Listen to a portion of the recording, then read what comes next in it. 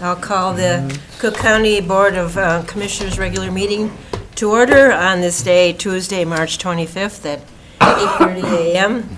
We begin our meeting with a pledge, so please rise as you are able.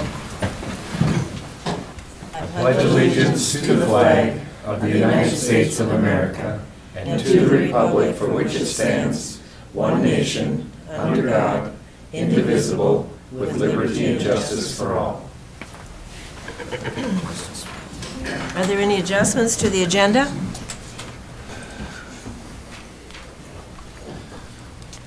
Madam Chair, I'd like to make a motion to approve the agenda. Support? All in favor? Aye. At this time, we have a public comment period. You can come forth and sit at the little table there with the microphone, sign in with your name and address.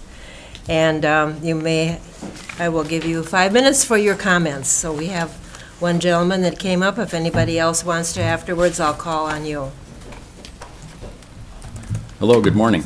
Good morning. Morning. I'm Chris Kent. I live at 36 Turnigan Trail in Lutsen. Excuse me. I'm here today to talk about dark skies and light pollution. There's a group of us here in Cook County that are working on light pollution and trying to minimize it, reduce it, improve it. A group of us here, we're part of the Starry Skies North group. That's a statewide group. And they're a chapter of the International Dark Skies, and works on national things and international things. So we're concerned about light pollution in Cook County, and as you all know, Cook County is one of the best spots in the state for dark skies, and we really want to keep it that way and improve it. The Boundary Waters is already a dark sky sanctuary, so have already worked on this and doing it, and they're working on reducing light pollution around the Boundary Waters, and that does extend down to the shore and the rest of the county, so we're concerned about that too. As you know, the Highway 61 corridor is probably the worst offender along here, and Grand Marais, a city, is the bright spot in the county that we'd like to improve on. So one of the things we're doing is we're measuring the sky quality, and we measure light pollution. And so there's a few of us with these meters, and we're taking readings around the county. Boundary Waters has to measure that up in their area. So they do that, and so we've got readings all over the county, and we're going to keep tracking that and seeing if we're improving or getting worse or what we're doing. Light pollution has gotten worse over the last 10 to 20 years, so we hope to improve on that. The things to do to improve is all around lighting quality, and so the best thing to do is shield lights to make sure that they're not pointing up. They only point down. They only light areas that you need to light, and only when you need them. So you turn them off at night when you don't need them, or you put motion sensors on them. So if there's security concern, they only come on when there's somebody there. That's a good thing to do. And the light color's a big thing too. So the best lights are 3,000 Kelvin or lower. And a lot of the new LEDs are not that, if you're not paying attention to that. So the higher Kelvin temperatures really create more light pollution, especially bouncing off things like snow. So our request is that you guys think about this when you're any county projects, and I know you're working on the law enforcement center, so we'd like good lights in there. New transfer stations that are going into the county, we'd like really good lighting on those. Any other county projects you're working on, and also private projects, so new projects, new developments that are going in, we'd like to catch all those up front and make sure they have good lighting before they go in or as they go in. One of the other things we're working on just around the county is identifying dark sky friendly businesses that already exist and are already doing a good job, and we would like to recognize them, and we'll start talking to them and certifying them as dark sky friendly businesses. There's no downsides to this it's saves money and it's consistent with sustainability and climate action, so it's all good stuff. So that's all I've got. Thank you. Thank you. Thank you.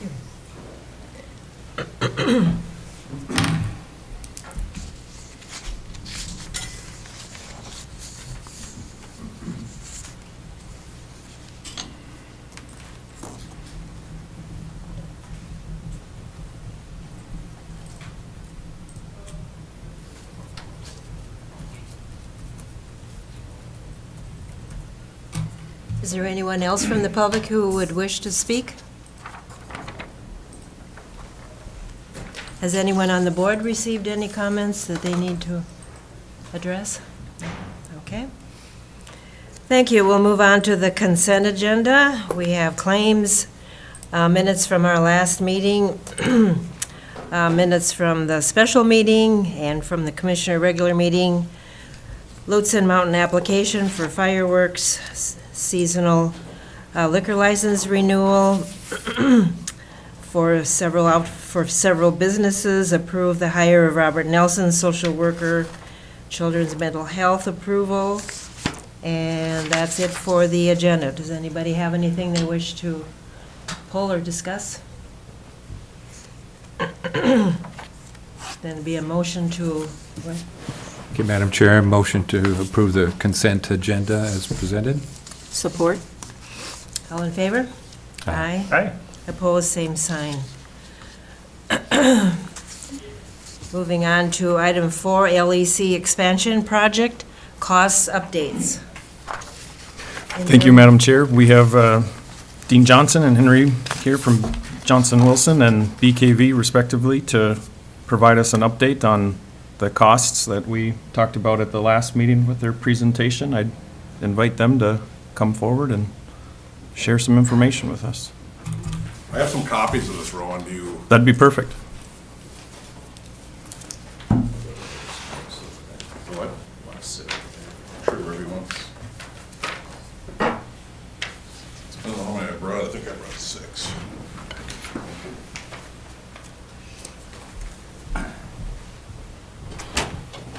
I'll send them around. Thank you.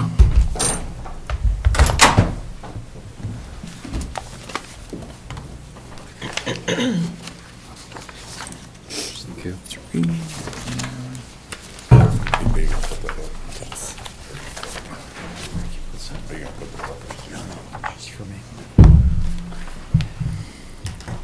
Well, thank you for having us. I'm Dean Johnson with Johnson Wilson Constructors out of Duluth. We are at the SD level, which is schematic design, so we have a lot of information, but it's still a little bit limited. So we were charged with verifying the budget based on the SD plans. So we went to the market as a litmus test to find out where our real costs were for each division of work. And I have submitted a full breakdown of every cost item. We've also identified some value engineering stuff early that we feel is not needed in the project and can save some considerable money. I have this broken down into, Rowan asked me to break this down to the new addition and the existing building. So in that existing building, we have captured a lot of your bonded and unbonded items. So those will have to be further identified down the road. And I also updated that bonding on the big ticket items, the propane tank, the generator. We actually put a solar array in there if that's of interest to you, because I know it was talked about. So I threw a cost for that in there. The new addition right now is, if you go to the second page, is $6,010,948. And the existing building is $1,984,241 for a grand total of $7,995,189. A lot of these items, that were in your bonded and unbonded, like take for example the fire alarm system. I talked to your fire alarm vendor. It doesn't need to be updated. It was updated, a big portion of it in 2019, he told me. So you really do have a current system, but we identified a cost in here for it.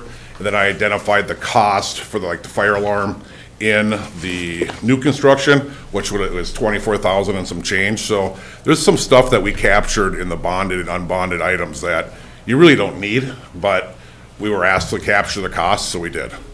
The updating the heating system, the windows, the insulating the exterior veneer, all that kind of stuff. So I guess I would open it up to questions for the group. I know some of you haven't seen it, some of you have, but it's kind of it's a litmus test, and I think it's pretty accurate. We took into consideration the possible tariffs. Are they real now or not real? We're getting notifications from our vendors and suppliers that there could be a 10% increase on this, or 15, or 7, or 5. Nothing has really taken place in our business yet, but we foresee it coming, so we've actually taken some of those costs into effect in this number, and they might come back down. But right now, it's very similar to a COVID situation where costs are out of control, but these costs haven't actually been changed yet.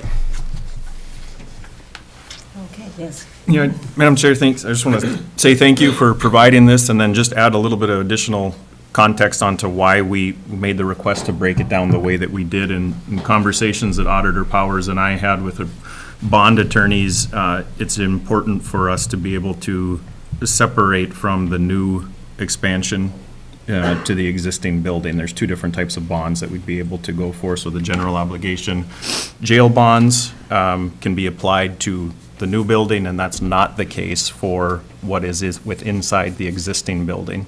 And so then, just to reemphasize what Dean shared with us as we go through this, there are components within the existing building that are deferred maintenance and would need to be replaced whether we do this project or not. They're up behind schedule. We've talked about it several times about why it makes sense for us to do those if and when we go through with this project to save costs on mobilization and minimize disruption to the law enforcement center. But there are also things within the existing building, like the heating system or the size of the generator, that are presented here and impacted based on the assumption that we're having an expansion, right? So that you need a different size generator, you need a different size heating unit, assuming that we're moving forward with the expansion. So just want to reemphasize that context as the board looks through the numbers and how they're split up and why. And we discussed value engineering, in that we're not going to cut, we're spending the money now. We're going to get it right, and we don't want to come back in 2 years and say, oh, yeah, we should have done those light switch plates, but, none of that. And we're not going to cut quality either, because this is we're not going to do this again for many decades, I'm hoping, so. Perfect. Commissioner Gamble? Thank you, Madam Chair. Yeah, I appreciate the breakout on it. Just to clarify that the capital improvement plan work items, which are on page 3, those are over and above the quotes for the new and the existing and their recommendations. Is that correct? Say that one more time, I'm sorry. The capital improvement plan work items that are on page 3 that amount to a little over 1 million. Yep. Those are in addition to the 2 quotes that you gave us on the existing and the new That is portion. correct, yes. And the recommendations and the discussion, because of things that are on capital improvement schedule, these are included in there for us to be able to look at them as a cost basis relative to when we're going to incur these costs down the line. Correct. And the evaluation relative to the solar panels, if there's been any projection on that, when you might recoup that investment, if that's an addition, if that makes any sense, when you're looking at these proposals. Yeah, I would have to talk to the power company to find out. I mean, it's really hard in northern Minnesota because of the snow-covered panels, not covered, luminaries coming off the sun. But there is a formula you can do that, and I will do that for you. Yeah, I think it'd be beneficial from the standpoint of, every dollar that we spend that makes sense, and dealing it with now because of disruption issues and other things and cost of money today and tomorrow. That if it's a feel-good thing as an add-on, but it isn't necessarily fiscally, I would bypass the feel-good if the numbers show it. I mean, I would say it's probably a 20-year payback if I were to pull a number out of my Yeah, yeah, knowledge. yeah. Well, I appreciate the figures that help inform the decision. Thank you. Yep. Yeah, just so the commission knows, we had been planning to have the structure be available for it, regardless of whether you just decide to do it now. I It could see. be done in the future. Again, technology continues to change and go, but the roof would be set up for that in the addition. You would not be able to put anything on the existing building, and then we would have the electric pathways to the roof available also. So it'll be kind of future-proofed regardless of decisions that you might want to make now. Yeah.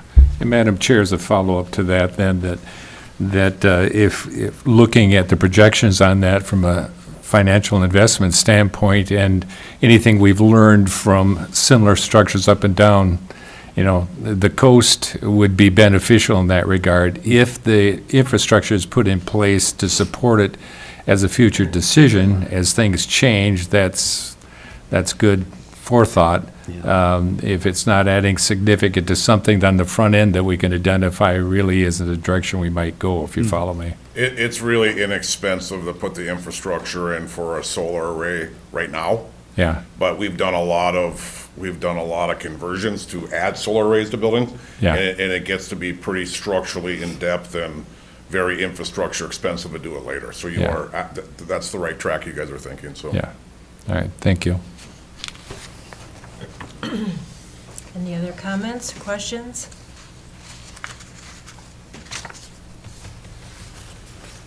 Thanks for all your work on this and trying to figure out, future costs, and if it doesn't happen, then it won't be reflected here and will be in the future. There's a lot of, just keep in mind, we're still really early in design. So when I talked about VE stuff, value engineering stuff, I'm talking about not downgrading the building, but maybe changing a product of finishes from this ceiling to that ceiling. It doesn't downgrade the building at all. It's just it's an appearance item, that aesthetic item that could save significant costs. But I think you'll note there are some items, like in the capital improvement plan that he's showing on page 3, for example, to replace the propane tank. Right now, it's buried. We need probably a little bit bigger one that you have. You have about 12,000 gallons right now. There's a significant savings to go to above grade. And so it'd be incumbent on the design to look at that, find a good location for it so it doesn't impact aesthetically what's going on top of the hill up there, things like that. So there's, that $1 million that's being shown, that includes all of that. So Yep. how you pick and choose some of those things, we'll be recommending those things to you. And then we've decided as a team, after we met with you in the last meeting, and I think you're all aware that we are looking to get the drawings completed before the end of May, and hopefully come to you, I think on the 27th of May, to decide if we're going to go ahead and bid at that point. So that's a big time savings in terms of what Dean needed to keep the project moving and going. So we're committed to doing that and putting that all together. So there's still a lot of work to be done, but this thing will be bid basically in June. And by the time July rolls along, hopefully, if everything's approved by you, then we'll be literally moving some, well, I don't know a lot about dirt, but a lot of rock here. But so a lot of that'll be happening. So it should be pretty fun. Yeah, procurement's really critical because precast is 14 to 18 weeks right now. So, it's great, you get all the groundwork done, then you sit and wait for, you'll wait for precast. But once it's precast, it's gonna be a pop-up building. It's gonna go really fast. Commissioner Gamble? Thank you, Madam Chair. So all of the proposal relative to the costs that you've provided here, the only one that is considered optional, all the others we'll call mandatory, based upon, what we've requested, that optional only one is the cladding, is that correct? Yeah, the cladding would be, again, depending on, what the vision is. You have obviously 2 board members on the committee with us as we're looking at that. We'll be looking at that this afternoon to make some final thoughts of how that might go. I think right now we're leaning towards the precast walls versus the additional cladding. So it's pricing out appropriately to be that way, and then I think the speed of construction is important. So ideally, we're trying to get this thing enclosed before the winter hits, and I think with the timing that we've got moving right now, I think it should hopefully happen, and then they'll be able to finish the interior. And we've had meetings on phasing and how to put this thing together internally to not disrupt the staff. You've got all kinds of operations from the jail to the call center, and those have to be maintained consistently and constantly, and so we have a plan for all of that put together. So it should be. I think we're ready. We just got to get the drawings done now. So In the claddings, where we'll add 3 inches of insulation to the existing wall to make it a nice warm wall, because apparently it frosts up in the wintertime right now during cold spells. yeah. Madam Chair, as a follow-up, you can't give too much information, and there's an awful lot of it, but that would be another example as to when you look at your return on your investment. And if you're getting both the aesthetic and the function element of that in that expenditure, those figures help to inform that decision, so that's an important thing. So when we look at, as decision makers, look at options and things, if we have proposals where we can weigh one pros and cons over the other, that's beneficial because it gives us the pieces that we need in order to be able to make an informed decision. The other thing, if we look at the costing on here relative to the proposed with the propane tanks, is that if we have to exhume the existing, if cost for doing that is built into it or not built into it, then we've covered our basis in that regard, so. And just when you look at that $1,090,000 number, I just realized that I gave you an A and B option, so it's doubled up there in the bottom, so you can take one of those off there and pull that number out. But I did talk to one of our propane vendors, and this was his suggestions, that these are his numbers. Above ground tanks, as they're not aesthetically pleasing, they allow for ease of maintenance. And, I mean, right now, nobody knows where that tank is at, certified, not certified, does it have anodes, does it not have anodes, and there's no way to tell unless you excavate the whole thing. And if there's not documentation that's been tracked since the day it was installed, it can't be recertified. Yeah. Thank you. Well, thank you for keeping us posted and up to date, and we're on board. Anybody else have any questions or comments? I will get those answers on the solar array, and then the return on investment on insulating those existing exterior walls. Perfect. Great. A lot of information on, but That's good. That's what we need. please ask the questions you need answered to. Thank you. Chairman? Commissioner White?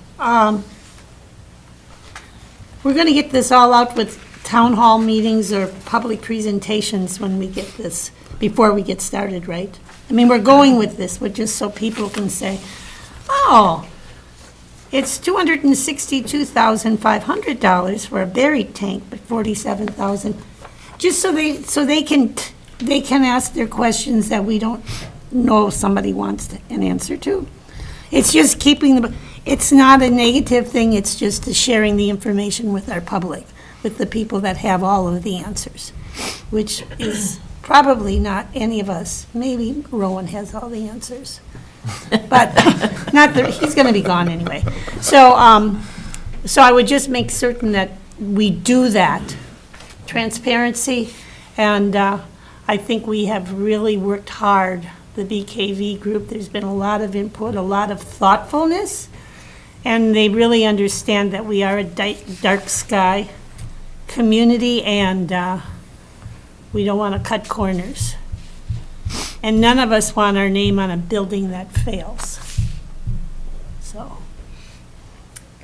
I would just say that I think getting the information we have and is important in the sequencing that Commissioner White is talking about. And I think looking at the schedule, because of our short construction season and trying to move quickly here, my thought on a timeline for that would be, the best timing would be after this meeting now, getting reaction from the board who hasn't raised any major concerns or red flags with what's being presented here today, and before that May 27th meeting when they're coming back to request that we move to bid. And so just from a time-wise, if there's a consideration of doing additional communication beyond what we've already done, a town hall or some other forum, I'd keep that timeline in mind. Commissioner Gamble? Yeah, thank you, Madam Chair. To Commissioner White's point and Rowan's comment that it's not out of a sense of obligation that we involve the public, and I think we recognize that. It is because they come alongside and help us in these processes. It is information, but it is also a refinement of processes, because there's people that do know what we don't know. It just that it means that the earlier we can do that, the better, because we don't want to, as we found with the transfer station, find out things last minute, because it's more problematic when it happens later rather than sooner. So I think just recognizing the partnership we have with stakeholders overall, it's not just out of a sense of obligation, which I know you recognize. It is because we want to hear from those that maybe see something we don't see as decision makers that help refine our processes. So just building that in is an important thing, because when it comes after the fact, now you're caught in a situation where it's hard to make change at the last minute. But I encourage that. Thank you. Any other comments or questions? Otherwise, I'll say thank you again. Thank you. We'll see you in a few weeks. You bet. or this afternoon. Or this afternoon. Or this afternoon. I see you came to the meeting with just one bottle of Mountain Dew. Last one it was two, so. Only got halfway What- through, so Yeah. it's good. Thank you. Thank you. We'll be meeting. We will. Right. Okay. Moving on to item 5, our Highway Department has some things they're going to talk to us about, starting with authorization of a purchase of 2 Mack Tandem axle plow trucks. Good morning. Good morning. I'm actually just going to hand it right over to Matt for the first couple of items, so Okay. take it away. Yeah, it's nice to follow up the law enforcement center because it makes our purchase seem quite small.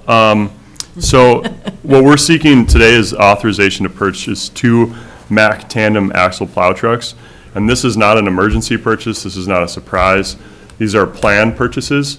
And the reason we do 2 is over the period of I want to say it's 6 years, or no, 8 years, we are purchasing or completely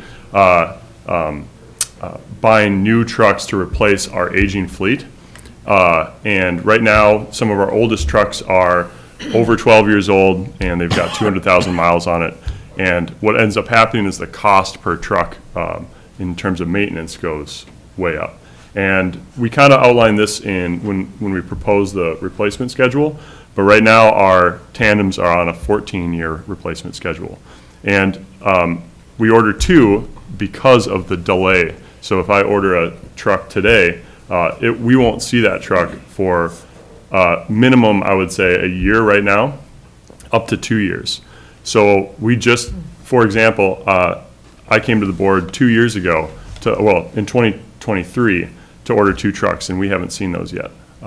So as we're budgeting for these trucks, that money just gets set aside and we sit on it, and then eventually the truck comes and we pay for it. So that's kind of the backstory for this. So with that, I'd open up for questions. Okay. Commissioner Gamble? Yeah, thank you, Madam Chair. And thank you. When you're looking at replacement schedules and you're looking at costs, because this is a discussion that is often had, that the cost to maintain gets to the point where it's not only not financially a good, decision, it's disruptive because of unreliable equipment, so to speak. So when you're looking at your maintenance costs, are you looking at maintenance costs based upon an industry standard or based upon your own personal experience? When we put the equipment plan together 3 years ago at this point, what we do is our shop keeps track of costs for each piece of equipment that we own. And so what we do have available to us is every truck, every grader, every backhoe, you name it, we have a graph of annual costs. And what you can see and what's really interesting is when you take all of our trucks, and not just individual year-to-year costs, that can change depending on the truck. When you combine them for a lifetime cost, you see this exponential curve develop as on every truck that we have. You can group it together and see this wonderful correlation where the older it gets, the more expensive it gets. I guess it's not super wonderful, but it gives you an idea of that. That's what we're working with. So we're not using industry standards, we're using the actual costs that we're seeing. If you look back at previous equipment plans, I think our trucks were on 8-year schedules. I don't know if money grew on trees back then. That's why we decided to relook at everything, compare it to some other counties, and really see what made sense for us up here. And so that's where we landed kind of on this 14-year number. We did have a truck, a couple of years ago, get up to about 18 or 19 years, and it fell apart driving from the west end back to the shop. We still got money for it, we still able to sell it, but it literally, you could watch it list to one side as it was driving down the highway. So we think 14's pretty okay. I'd like earlier, but money doesn't grow on trees. And Madam Chair, if I could just follow up on the other thing in reading this proposal coming before us is that the budget for this year has the one truck in it, and next year it would be budgeted for the additional truck. And so my question is that when we set monies aside proactively, like a contribution to depreciation, so that money goes in there funding, that money will be there and it's not an ask over and above what's been projected. Yep, that is correct right now. Although, the costs are increasing faster than we anticipated. But we'll cross that bridge when we get there. Yeah, thank you. Commissioner Sullivan? Question, what is going to happen to the existing trucks when the new ones arrive? Yeah, so typically what happens is it's a discussion with the seller. So like if we're purchasing a truck from, let's say, Nuss, which is our vendor, there's a trade-in value, and if that trade-in value isn't high enough, then we sell on what's called min bid. Yep, and we can often get more from min bid than we can in trade-in value. A little more hassle administratively, but relatively easy to do. All right, thank you. Any other questions? Then I'll hear a motion to approve this scheduled purchase. Commissioner Sullivan? Madam Chair, I'd like to make a motion to approve the scheduled purchase of 2 Mack Tandem plow trucks for $716,752.56. Support. Any questions or comments? All in favor? Aye. Aye. Opposed? Passed unanimously. Okay. Snow removal. Yeah, so we just talked about this in the committee of the whole meeting last week, and it's nice to have recency on our side. So I'd like to propose that we adopt the revised snow policy. Just for the public's information, there's no significant changes in either response time or scope of our services. It's just refining the language of the policy, keeping it relevant and fresh. And we also, as our sidewalks increase, we now have sidewalks on both sides of Fifth Avenue, as well as multi-use trails. We want to make sure it was reflected in that as well. Yeah, any questions? Commissioner Gamble? Thank you, Madam Chair. Thank you, Matt, for pointing that out for the public. And as we met in the committee of whole to discuss this, and now it's coming forward for action, and I would make a motion that we approve the revised snow removal policy. Commissioner Sullivan? Support? Any questions or comments further? All in favor? Aye. Opposed, same sign. Motion passes unanimously. Thank you. Thank you very much. Last item, I'll take instead of Matt, unless you want to talk about it. please don't. Okay. So this last one, I'm not proposing spending any money. I am proposing we authorize acceptance of a lot of money. And so we have a town hall coming up to talk about the Mill to Hill project and bridge replacement up on the Gunflint Trail. Part of that project is a lot of different funding sources. This is one of those funding sources. And so bridge bonds is a state fund that we can use to replace our bridges in the county. And so what's nice with this one is the Gunflint Trail is a state aid highway. What that means financially for us is we get money from the state every year to work on our state aid highways. And so there's the money for construction, there's money for maintenance, it helps us offset levy costs. But what it also means is we can tap into bridge bonding on state aid highway projects. And so this isn't for the full amount of the project because it's state aid road. We can apply for 50% of bridge bonds, and so this is approximately 50% of the bridge cost. And so I would recommend we sign the attachment for about $2.7 million in bridge bonding to fund the bridge replacement there on the Little Devil Track River. Does anybody have any questions? Commissioner White? And these funds are indeed available? Yes. Yeah, these aren't federal, these are state. Well, the state often gets money from the feds, so I was just... Right, but this is true state money. It's not pass-through. MnDOT a lot of times will do pass-through. Actually, that's how MnDOT operates. When we get money from FHWA, comes through MnDOT and then to us. But in this case, this is straight from the legislature, the Highway User Tax Distribution Fund, where we all pay our state taxes into, and that takes a portion of, so. Nice little gift in this Take it. times that we have. Commissioner Gamble? Yeah, thank you, Madam Chair. So just for information purposes, when the state has those monies available to us and when that project actually commences, is there flexibility or is that a fixed number? So the number that we approved today, it's not, it is a specific number. It is not something that changes at the point of construction. It's a little flexible. It depends if there's money still in the pot. So it is a first come, first serve. And so Yeah. we've talked about that a lot here with our town bridges or even just regular bridges in general, where we need to have projects ready in order to access funds. Right. Because, bonding packages don't pass every year. I don't think one passed this year. And so there's some projects we're going to have to look at that are in the plan that unless we make a significant levy contribution to do them, they won't get done. And so then they just turn into plans on the shelf until bonding or some other opportunity becomes available. So in this case, right now, we're guaranteed that amount of money. If it's less, obviously, we just return it to the pot. But if it's more, we'll have to look at and see what other funding sources we have on the project as well to compensate for it. I know on this particular project, we're, believe it or not, a little overfunded as far as bridge money is concerned. Road money, I'm under. But we can make that up in different ways. And so, if we're a little over, it's okay. Generally speaking, if this was the only funding source, it depends how much is left in the pot.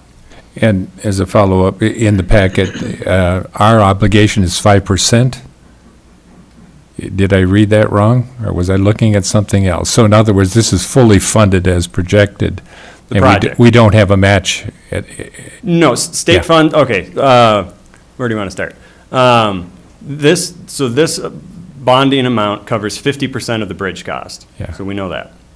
The project on the whole is $10.4 million. So I guess in one avenue, you can say we have to come up with $7 million in other money to fund the project, which we did. And so state funds don't require a match. Federal funds require a match. That's an 80-20 split, which we do have those requirements on other federal funds we got on this project, which are okay and signed for, and we have, so that's fine. But there's not, on our end, I guess a shorter way to say it, any match requirement that you might have seen or that is required is met on this project. All right. Thank you. You're welcome. Commissioner Sullivan? Madam Chair, I'd like to make a motion to sign the bridge bond agreement and resolution for the use of $2,671,819.20 for the bridge replacement over the Little Devil Track River. Support. Any further questions or comments? All in favor?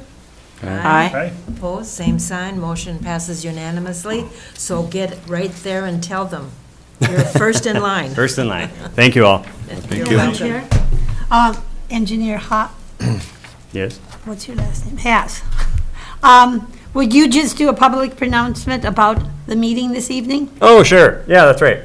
We're doing a town hall up in Hoveland tonight from 5 to 7 p.m. Hoveland Town Hall talked about the Arrowhead Trail project. That's one that we did have originally scheduled for 2025. Just due to funding constraints and some plan changes, we pushed it to 2026.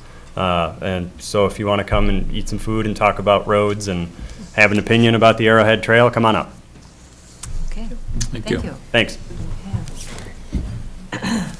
Moving on to item number 6, we're going to have a presentation on the acceptance of the Minnesota State Armor Equipment Grant.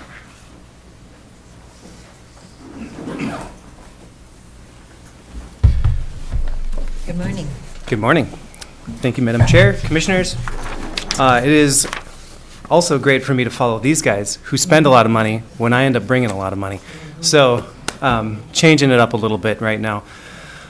This is not my first time presenting this information to you. I came a couple of months ago when we first received the award from the state for the Armor Equipment Grant.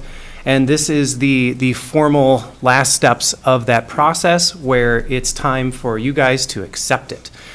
So I have been working with Brady Powers in the auditor's office to figure out the process of how the money is going to be coming in and how it's going to be going out, how we're going to float some money for a little bit because of the gap in time between when we're going to start paying our bills and when the grant monies are going to be coming in. And I guess this is an opportunity for you commissioners to ask me some questions about those logistics as well as for me to present what exactly we're talking about as far as numbers are concerned and how we're going to move forward with it. As far as the grant itself, in conversation with Brady, we've discovered, we've assessed that this grant is pretty normal. It's pretty standard for the way that the state does stuff. There's no hidden expectations or any kind of costs associated with it. We applied for the money. We had a really good application. We got a whole bunch of money from it. We have plenty of money in our purchase for the match. And so once the purchase is made, we have the invoice. We submit that to the state. They write us a check. So it's pretty straightforward. Any questions that you have? Madam Chair? Jay, would you explain, why do we need these special armor things? What is that? This is for people that still need to figure this out. I mean, it's not a slam on anyone. It takes a while to understand it all. And what does this mean for our fire departments? Absolutely. That is one of the biggest parts of my job, is explaining to people why this is important. So the Armor system is the statewide radio system that we all rely on for all of our EMS and fire response and for our law enforcement. So the state of Minnesota started this project about 15 years ago, implementing they call it a trunked system, meaning that all of the systems that are in all the different counties are tied together. We have interoperable ability so that we can talk to people anywhere in the state if we have need to. And when people come here, they can talk to us with their radios that are programmed from a different county. This is an incredibly complex system. When it started, 12, 15 years ago, there weren't very many radios that were available to play on the system. And so we were kind of forced to use Motorola equipment because that's who designed our system. Doesn't really surprise you much with that. Those radios are the same radios that the vast majority of our firefighters are using today. The lifespan on one of those portable radios is roughly 10 years. So we're in the 12 to 15-year range for a lot of these radios. And what we're experiencing is that the batteries are not working as well. These radios aren't supported anymore, so whenever one of them breaks or whenever one of them is starting to act up a little bit, it goes into the great big bin in my office that says broken radios, and then we have to try and find a different solution for that person. So we have a bunch of radios that I've picked up from other agencies around the state that are used radios, but in better shape than the ones we have. And so that's how we've been doing it for a little while. This grant gives us an opportunity to upgrade almost all of our active radios in the fire departments. And under Rowan's leadership in the radio program before me, and when I took it over, I've been hammering these chiefs for the last several years, and they know this, that they need to be budgeting for replacement. And one of the really good things about this grant is that it makes that cost dramatically lower for a lot of departments. So in the order that I've secured across 9 fire departments, our EMS service, the tribal and the tribal government, we have enough money in there coming in, and we also have we've offset enough of the cost that they are able to replace pretty much all of their active radios with a brand new platform. We're going to go with the Bendix King platform. This is the same radio that the U.S. Forest Service uses, so they are very familiar with it. Interoperability with the Forest Service is going to be very good. These are upgradable, so any kind of upgrades that we need to do as far as encryption that might come down the pipe, and or if we want to go dual band so that we can talk more directly with Forest Service and DNR, it's all possible, and it's much cheaper than what the Motorola platform was.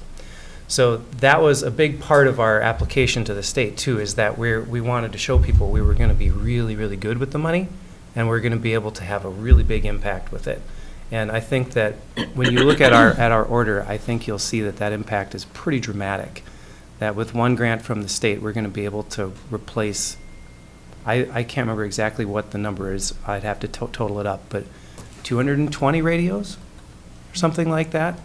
So it's a pretty dramatic improvement, and it's going to put us in a place where both moving forward and our current level of service is going to be better. So The I great hope that part answers your of this grant is you put everybody together, EMTs and fire department and all of that. We received one of the largest grants out of the 178 who applied, It's almost true. 400,000. Yeah, that's fabulous. Madam Chair. And that means we can speak, what if somebody comes from another county with their armor radio? Can we talk to them? Absolutely. So the way the radios are set out, and this is a programming standard that's across the state, so everyone's familiar with it, which makes it so much more useful because then people know what to expect, is that we have our regional channels, and we have a channel for each of our fire departments, and then we have the school, we have Arrowhead Electric, we have all the big players on the system already. And then we have event channels. These are things that we use if it really gets sticky, and or if we have events going on such as the races, different. We've used them for like rallies and things like that have happened around, and then we start getting into regional channels. So we have a regional zone that has 14 channels that we can use. That anyone in the region has those in their radio. Then we have a state channel, and anyone in the state has those in there. And then we have federal channels that anyone in the country could come here, and then we could use those. So it's a brilliant system. It works really very well. And this action with this grant is only going to improve our ability to play with other people and to speak across a bunch of different platforms. So. Thanks. Interim Rowan? Yeah, Madam Chair, I'd just like to thank Jay for the work that he's done on this. It's a really big deal for the county. The last time we received radios was 2014. That was a FEMA AFG grant, Assistant to Firefighter grant, and covered the vast majority of the expense associated there. And this time, again, as Chair Storley pointed out, the funding that's available, we received, I believe, the highest award of anyone in the state. And that's because of the centralized program that we have here and the work that Jay does to get all the fire departments to agree and understand. The difference amongst the other states is that individual departments are applying for themselves. And when we make a single request like we did here and we've done in the past, it adds a lot of value in why we get awarded the awards that we do.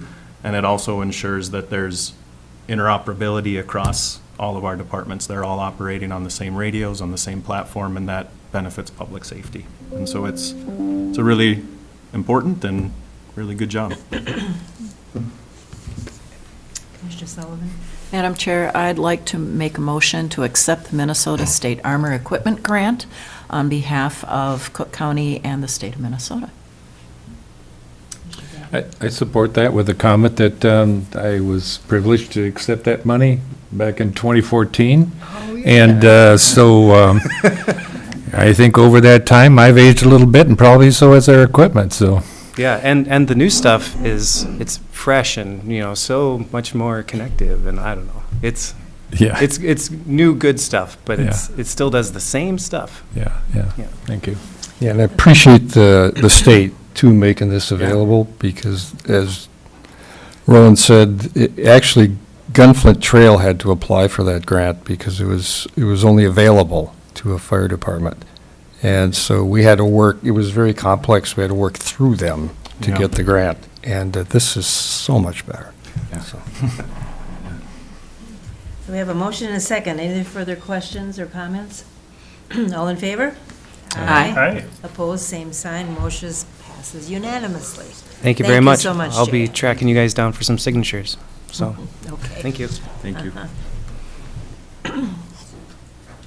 Item number 7, we're going to have discussion with Land Services.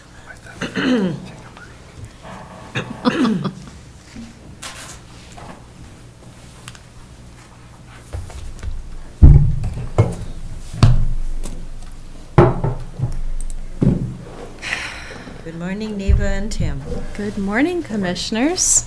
The first item I have for you is a business item from the Cook County Planning Commission meeting on March 12th. It was the interim use permit submitted by Dean Berglund and Dave Howe. This was the reissuance of an interim use permit that was issued in 2016, originally for 5 years. And through my annual gravel pit review, I realized that interim use permit had since elapsed. It had happened to elapse right when I came on board in 2021, so we had a gap in employment to cover the zoning administrator, so it just kind of fell through the cracks. So they were very responsive in getting that new interim use permit resubmitted, and we have that processed. We did receive, first to back up, so this interim use permit is for the processing of a firewood operation. So there's a kiln, there's a few saws, and they process the firewood and then sell it in the area. And throughout the years, we haven't received any complaints in our office regarding noise, but when we do the issuance for the public notice of the hearing, that is typically when people say, oh, well, that actually has been kind of bugging me. So we did receive a couple of comments from adjoining property owners with complaints about noise outside of regular business hours. And as I reviewed that 2016 interim use permit, there was no conditions about quiet hours set in that. So that is one thing in this review process that we're able to address some of those complaints. So with those comments into consideration, the Planning Commission voted unanimously to recommend approval for a shorter time period of 5 years. The applicants were requesting 10 years originally, and setting quiet hours for the noise operations, no cutting or sawing during weekends, at night, or on holidays was essentially what the Planning Commission had settled on for that. And I think that's the high point. Again, an interim use permit is for a specific duration of time, so it's different from a conditional use permit. Conditional use permits transfer with the property. Interim use has a little bit more attention and control over the activity. So this is for the current property owners. There's a condition in the list of conditions attached with this that if there was a sale of the property, the new owner would have 60 days to reapply for their own interim use permit, essentially. And I see they agreed to the weekday hours from 8 to 5. Yep. Which is important, too. Yes. Any questions or comments?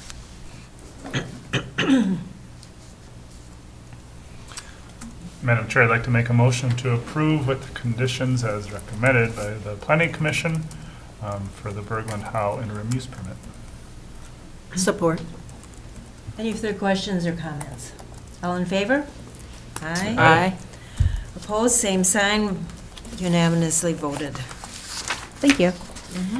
And the next item is in our general housekeeping this time of year, going through our various ordinances that we use in our office. The vacation rental ordinance is proposed for some amendments. The proposed amendments for the vacation rental ordinance are primarily housekeeping, nothing substantial in the actual implementation of this ordinance. We needed to correct, we had like a link to the incorrect application location. I added in a table that clarified which zone districts are eligible for vacation rental licenses through an administrative process versus some need a conditional or an interim use permit. And also to clarify the number of allowed vacation rental licenses that wasn't made very clear in the original version of or current version of this ordinance. And then there's also some provisions that would allow the rental of park model or tiny homes if they're meeting certain standards that we had recently adopted into the zoning ordinance that essentially make those types of structures look like cabins. So it's that skirting that we talked about last month, if you recall, that make those types of units eligible for a land use permit. So to add more consistency between the zoning ordinance and the vacation rental ordinance in how we process these types of applications. And there was no comments during the legal written public notice process or during the public hearing either. So I received very minimal feedback from the public about this. The Planning Commission had some discussion, but not a very lengthy discussion, and generally felt that these were good changes to make for clarity into this ordinance and our application of it. Questions or comments, Commissioner Whiten? How many vacation rentals do we have in this county? I believe at last count, this is It's good. approximately 377. All right, thank you. Thank you. That's individual ones, not with the resorts. That does not include the resorts, right? There, and I will, Madam Chair, also state that probably going into the next year, that is maybe the next major thing that we'll be looking at overall in the vacation rental ordinance is the distinction between that of the regular vacation rentals and those that are resort-based vacation rentals, because there are certain distinctions between those. We have certain resorts out there where the administration of the rooms for those are not taken care of by the front desk, that they're taken care of by the vacation rental owners. So we want to get some more specificity brought into the ordinance to be able to clean and clarify some of that up before we go. So, but that'll probably be in the next major revision at this point in time. Good, thank you. Questions? Commissioner Sullivan? I'd like to make a motion to approve the Cook County Planning Commission's recommendation to adopt the proposed amendments for the Cook County Vacation Rental Ordinance. Support. Any further questions or comments? Commissioner Gamble? Yeah, thank you, Madam Chair. So just to restate what you said to us, that this isn't anything significant, it was more cleaning things up. When's the last time that the vacation ordinance went through a real revision overall, and what's projected on that, given what we've seen in this whole vacation rental? And there was some significant discussion, too, as to classification on some of our other, lodging facilities, as I recall before, that got rather complicated as to providing activities and different things. So that whole issue is something that, from my perspective, seeing the significant changes, some of the things that were thrown in maybe reactionary and not clarified, that it's something good to look at thoroughly. Okay.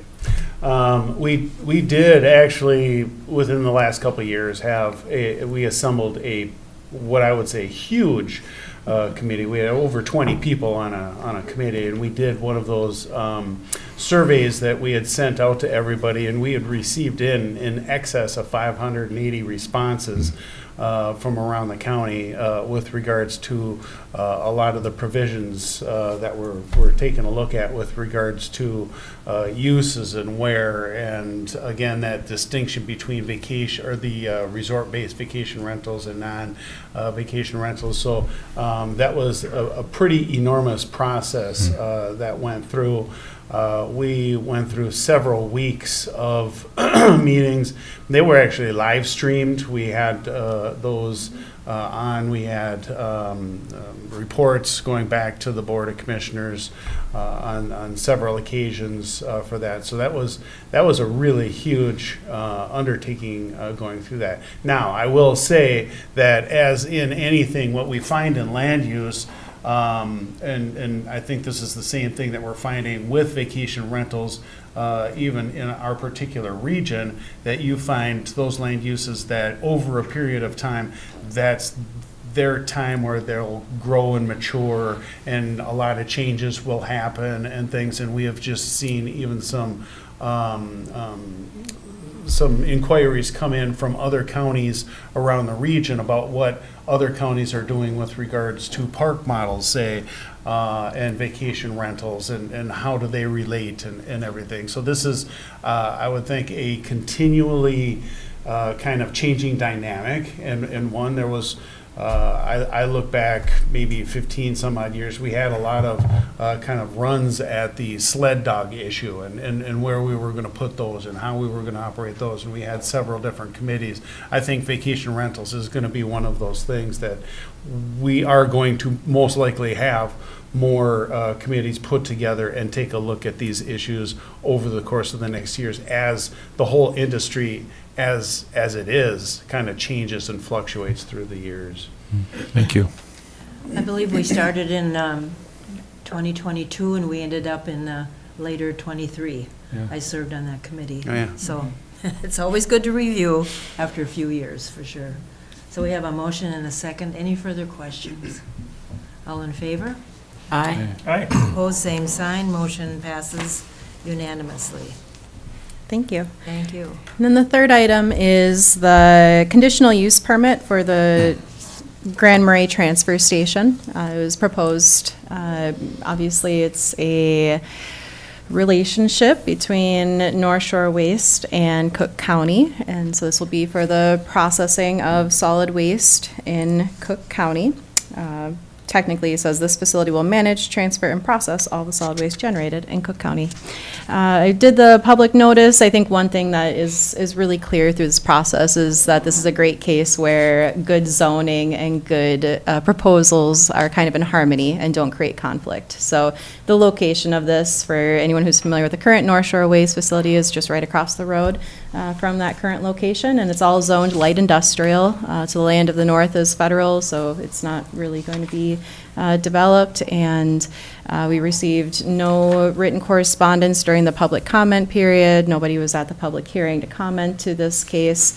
It seems like a well-situated location for the proposed use. This was also in tandem with a variance for a height relief because the facility will exceed the 35-foot structure height maximum allowance in the county, and the Board of Adjustment did grant that variance, recognizing that those were safety standards outlined in state rules. So that seemed like a pretty valid reason to allow that height allowance. There's really no way around it. With that said, the conditions attached to this conditional use permit were two, and generally they're just reinforcing all of the local and state regulations that are already attached to these types of facilities. And the Planning Commission was unanimous in their recommendation to approve this conditional use permit. Questions or comments? Commissioner Gamble? Thank you, Madam Chair. I'd make a motion to approve the conditional use permit for the transfer station. Support. Any further questions or comments? All in favor? Aye. Opposed, same sign. Motion passes unanimously. Great. Thank you very much. Thank you for your work. you. Okay, so Brady, we're going to turn to you. Thank you, Madam Chair. Talk about the airport hangar. First, I'll start with the general fund budget review. Start there? Okay. Yeah.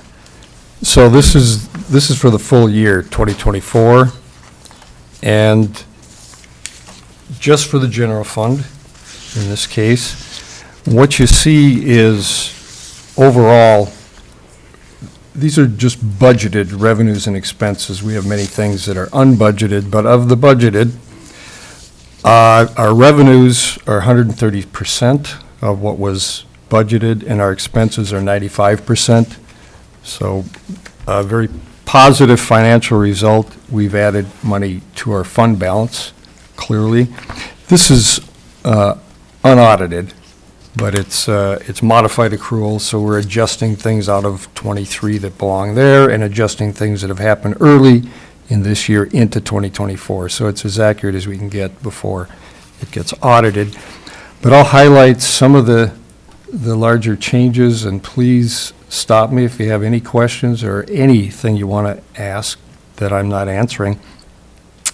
First item, just the auditor treasurer revenues are high, and that's primarily due to higher lodging tax administration fees than we budgeted, passport fees, federal A87, deed tax fees, pretty much across the board, a little higher than we expected. The next department, general finance administration, and here this is where we book our interest money, and for the third year in a row, we're seeing these high interest rates that we haven't seen generally for a long, long time.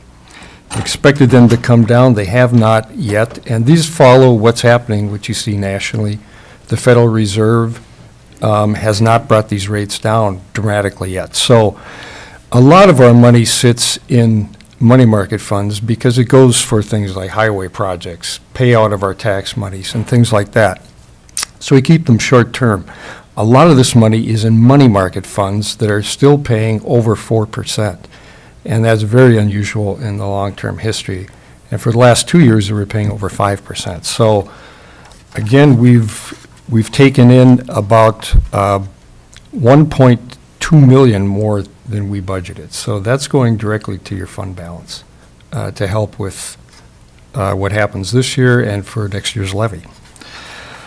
In that department also, the expenses are high, and that's because in that department, we take unusual things like we had state aid for public safety. 100,000 of that went to Violence Prevention Center, 60,000 you approved to the hospital. The sheriff bought some forensic equipment. Next department, data processing, their revenue is a little bit high. That's just due to their service to Public Health Human Services, and they charge for that service, and those services have increased. Under elections, both revenues and expenditures are high. It was a presidential primary year. We spent about $30,000 on that primary, and the state reimbursed us for all of those costs. We purchased election equipment last year, which was offset by our new state voter resource grant of about $16,000, a security grant, and some use of fund balance. Human resource, not a large item, looks like a high percentage. It's just an increase in their wellness grant amount. Victim witness coordinator, their revenues seem low. They've not received their fourth quarter federal grant yet. Next department, recorders, this is fairly usual for them in the last several years. Their fees, regular fees, technology fees, the use of their recording system that people subscribe to, all of those exceeded budget. Some of those fees are reserved, some go into the fund balance. Maintenance department, their professional services exceeded the budget. That's plowing, garbage, pest control, fire control, shredding. In talking to Brooke, we discovered that some of that was the garbage was the the Tofty Transfer Station, Nelson, those fees for his work were going into Department 392. They're now going to the Maintenance Department. So that was part of his expense change. So not really a change, but a shift. Sheriff's Department, you see their expenses are low. That's primarily payroll. Their payroll is 85%. That's reflecting their difficulty in filling positions still. In E911, Department 208, the state share revenues exceed the budget, and anything that exceeds that goes into E911 reserves, because that's the only way it can be spent in the future around those types of expenditures. In the radio department, the tower fees are exceeding the budget, and their expenses are low. Utilities were 76%, repairs 20%, and snow plowing 34% of budget. In the jail department, 250, the inmate housing and medical costs were only 50% of budgeted. Their utilities were a little high, 112, but overall they were at 73% of their budgeted expenditures. 280 EMS, their revenues are a little low. We are expecting the state EMPG grant. It's late, it's very late. Mike says it's coming soon. So we will see that. Environmental health, this was primarily this high revenue was 143,000 of that watershed grant that we're in a joint powers with Lake County. They couldn't use all of it, we could, so they transferred it to us. The septic permit fees were more than expected also. In Parks and Trails, this is a payroll split with Mitch Travis. He's half-time 394, half-time 391. We haven't made that split yet. We will. So 392, that's solid waste. The Tofty transfer station fees exceeded their budget. Planning and zoning, the vacation rental licenses exceeded their budget by 90,000, which is why their revenue is so high. And then we have that adjustment in payroll for Mitch Travis on the expense side. For the Emergency Services Conference, the expenditures are low, and Mike Keyport did not need to purchase professional services for last year's conference. The county library paid in full. The Historical Society is higher in expense and revenue. That is an insurance claim for the roof problem, so you see the revenue from the insurance company and the expenses for that repair. And then community center, we're still making some journal entries, so there's an interfund reimbursement from the community center. They spent some of their capital from 509, but some of that money was budgeted in the building fund under that, so we'll be making that transfer. YMCA operations, their utilities, plowing, capital expenses were all lower than budgeted. In extension, we budgeted for donations to the backpack program, but they weren't required this year. She did seek donations because they're trying to use up some of the fund balance in 2024. In photocopies, the IT department purchased 3 copiers this year. There's still additional revenue beyond that, and that money goes straight to the copier reserve. And under miscellaneous, technically, we've not received that money because we don't get it now till April, May, June. The federal government has become very unreliable over the years. We used to get it January, so we include it here because even though we haven't received technically the 2024 money yet, it would skew the numbers too far, so we will receive it. It's in the mail. It's in the mail. So I'll just leave it to questions, or I'll ask you to just approve receiving the report. Commissioner Gamble? Yeah, thank you, Madam Chair. Thank you, Brady. Appreciate that detail. Can you tell me, and this might be an unfair question at this point in time, but with the fund balance, with those contributions that you referred to as we went through this, where we're at as a percentage of recommended. We really only know that when we finish all of our audited numbers, and the biggest part of that is that we have to get information back from all of our investments, from our investment agents, and it's more technical, but in layman terms, they have to tell us what would be the value of all of our investments that we have if we had to sell them on December 31st at 11:59 PM under duress. And so you have to write it down technically for that, and we do each year, so that each year is comparable. So it's hard to get that. I can get back to you with what's our cash balance. That's the best I've got right now. And Madam Chair, as a follow-up on that, thank you, Brady. When we look at trends and relative to performance on investments, that's one thing, but when we look at these other things where we're seeing that we have increases in revenues and we're putting that in our fund balance, we would always have these discussions to know sort of where fund balance was. And it is a moving target. It's like trying to stop a water bug.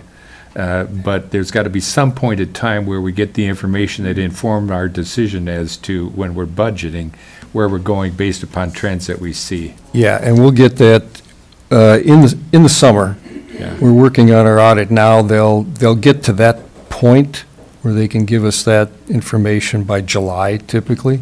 Yeah. And that would give us a snapshot of 2024. Yeah. So. You have any gut feel, if that's a fair question, based upon your years of tenure? And That it's going to be up? well, It will be up. yeah, I can guarantee you that. yeah, yeah. So, how much, I'm not going to guess at All the right, moment. thank you.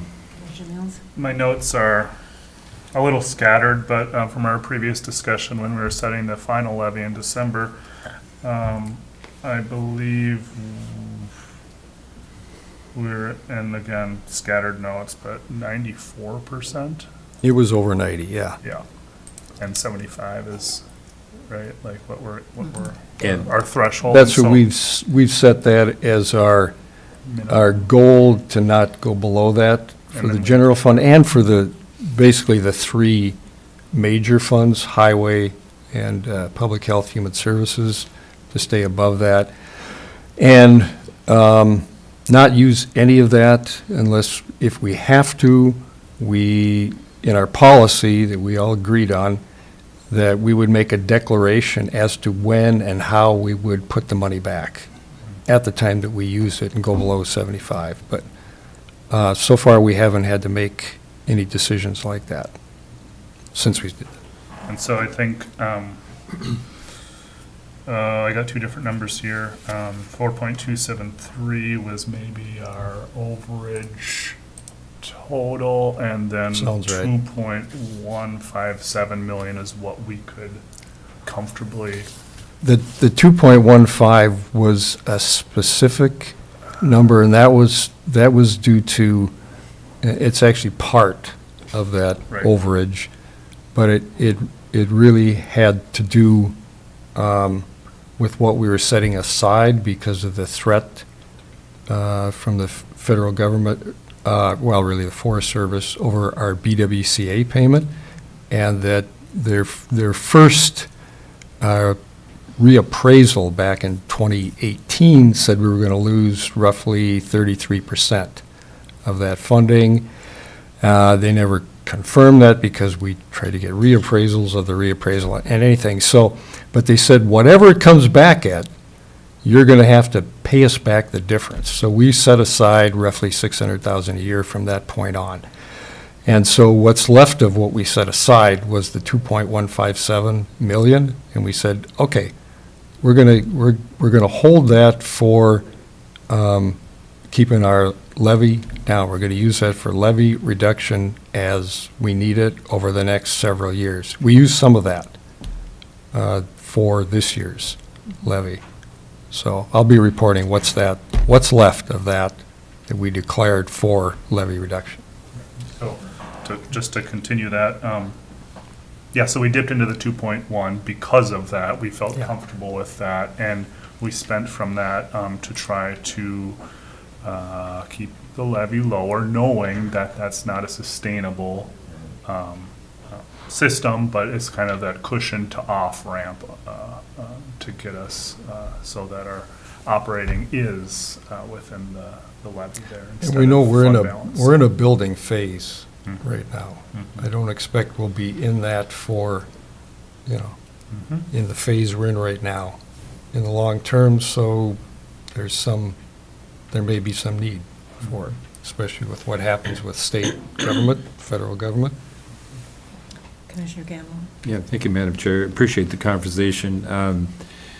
In budgeting, in previous term, we were looking at, where we were financially overall and where our fund balance sat.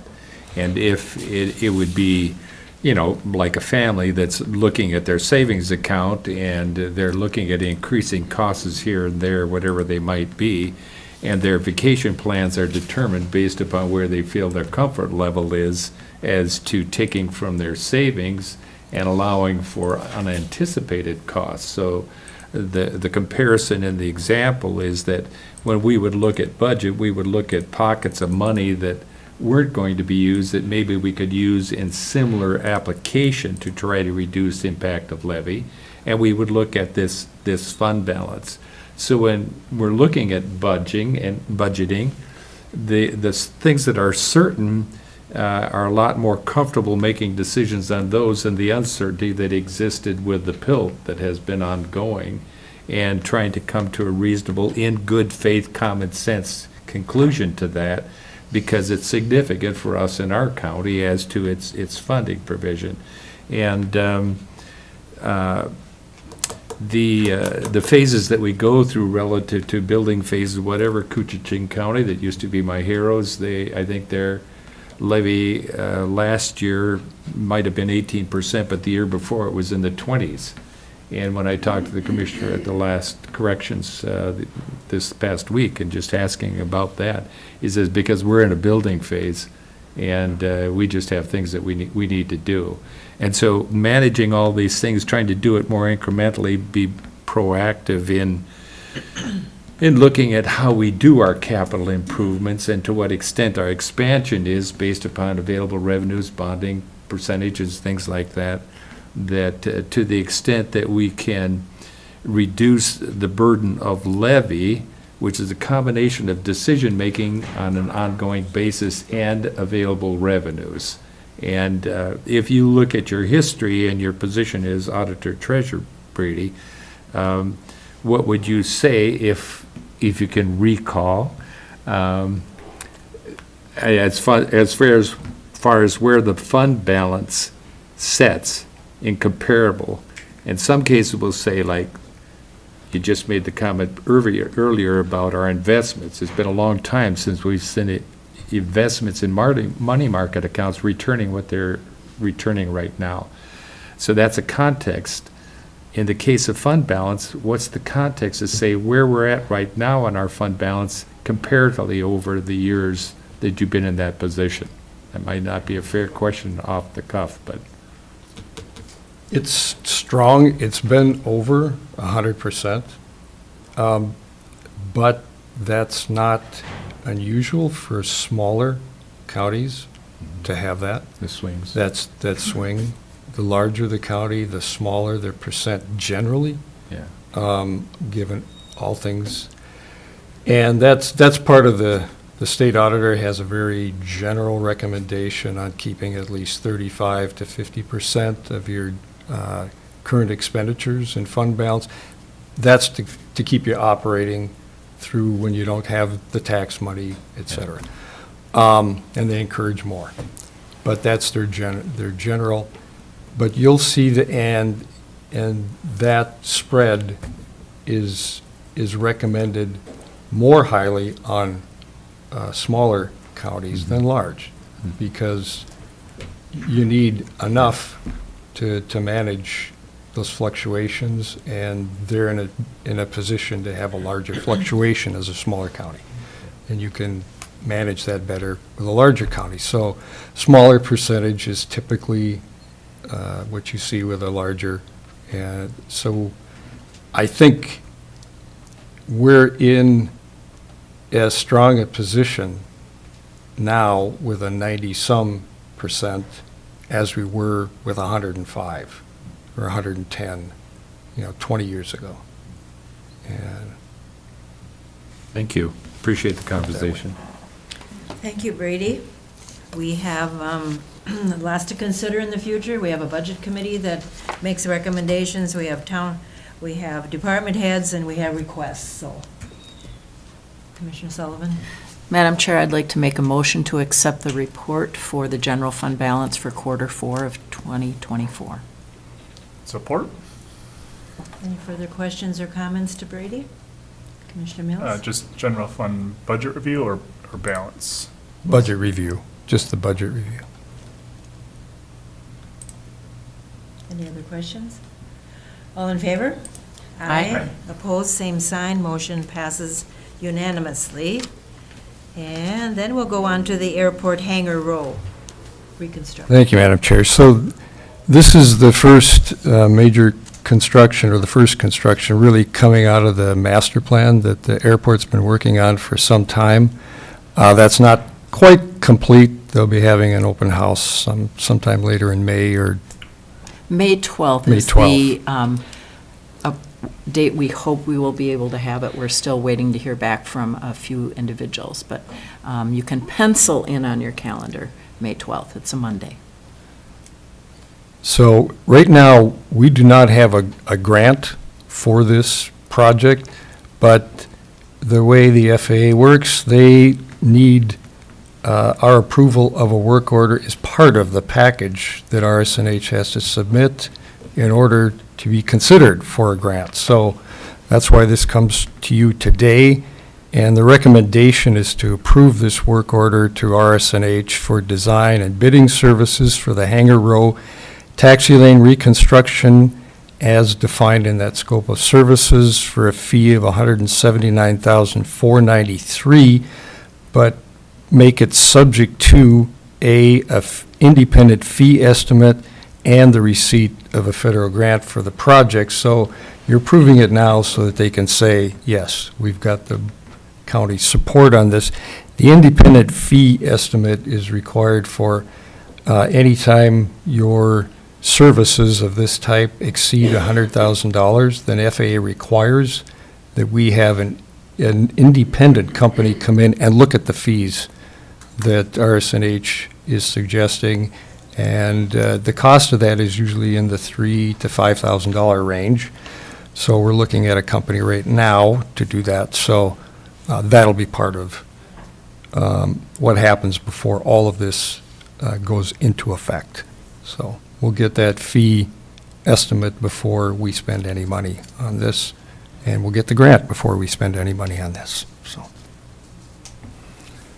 So it looks like there's going to be some reconstruction of the pavement will be removed and replaced, and some trees taken down. That's the whole runway, the whole landing? This is No. just for the taxi lane that is up by the hangars. Yeah, it just leads to the main runway and then just down past all of those hangars. Okay. Any questions or comments on that? Otherwise, I'll hear a motion. Commissioner Sullivan? Madam Chair, I'd like to make a motion to approve the work order for RSNH for design and bidding services for the Hangar Row Taxi Lane Reconstruction Project. Support. Any further questions or comments? All in favor? Aye. Aye. Opposed, same sign. Motion passes unanimously. And we'll take a 8-minute break before we move on. Is that meeting this afternoon, is that an open meeting? I'm sure It's there's just lots with of the architects.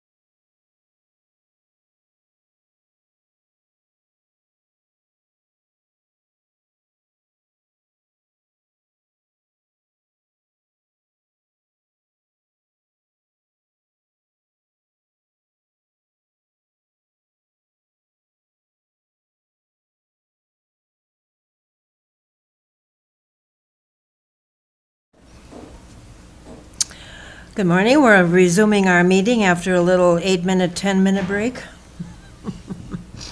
We'll move on to administrator updates. Madam Chair, the first item, interim county administrator discussion, and I will just frame that up as reiterate the process described at the previous board meeting.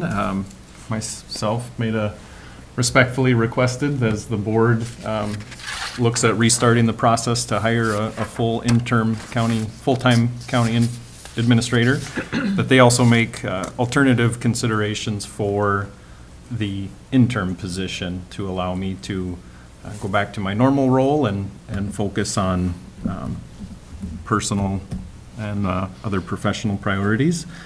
And throughout that process, we communicated that if there was people interested from the public and local community, that they could submit applications, as well as working with DDA, the hiring consultant, to reach out to a list of individuals who the League of Minnesota Cities keeps who are stated and willing to serve in that interim capacity.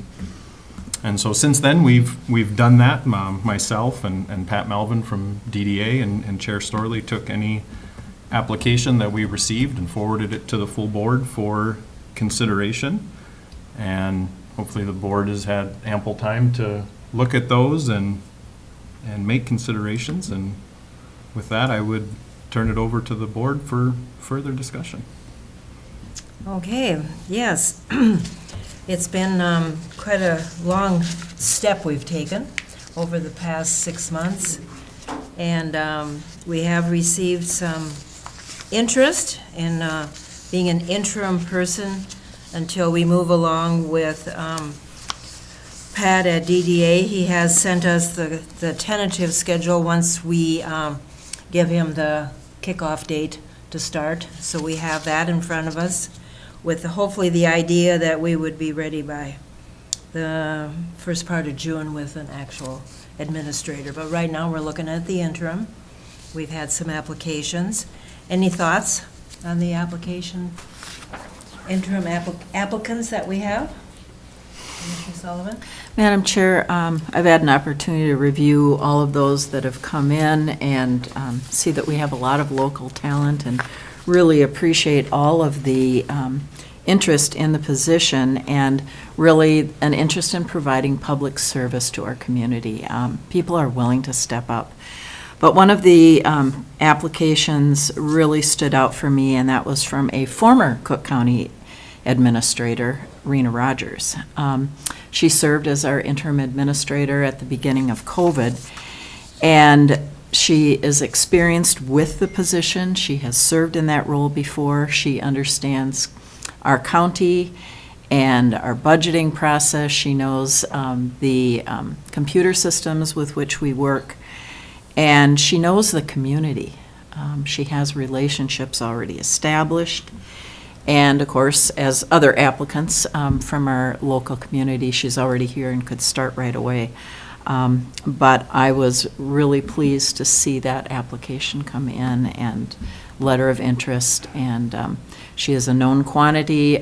Many of the people here in the county, whether they be residents or staff, have worked with her and know her skills and ability. Other commissioners? Mr. Gamble? Yeah, thank you, Madam Chair. I too appreciate the response.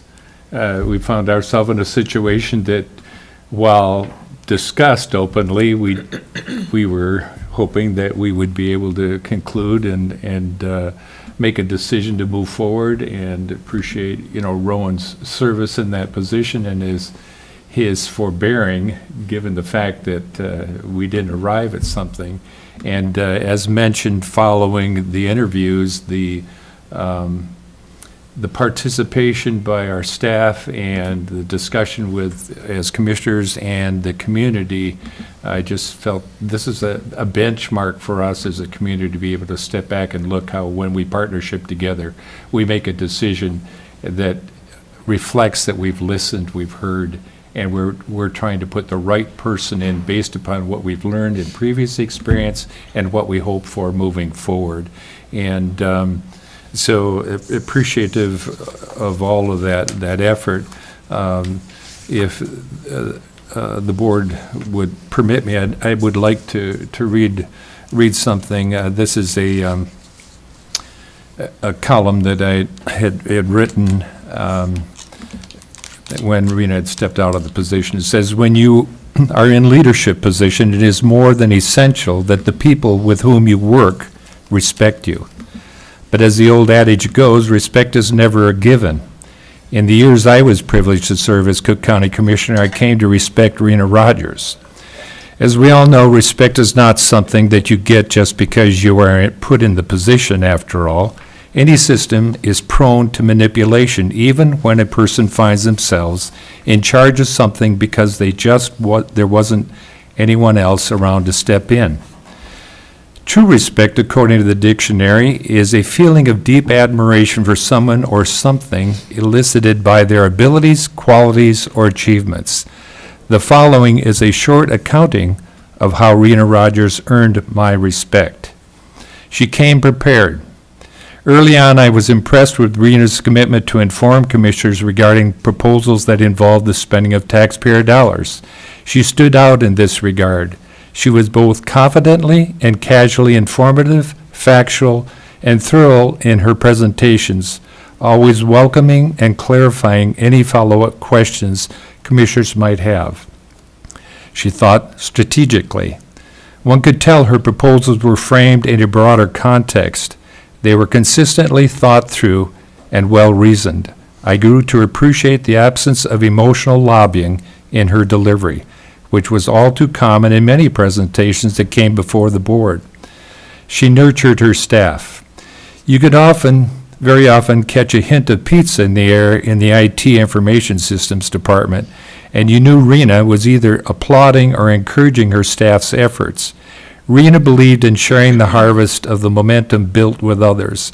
Knowing people who genuinely feel valued and appreciated tend to excel in their performance.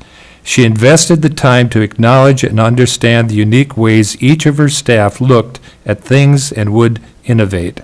She always seemed to be on the lookout for ways to enable their talent.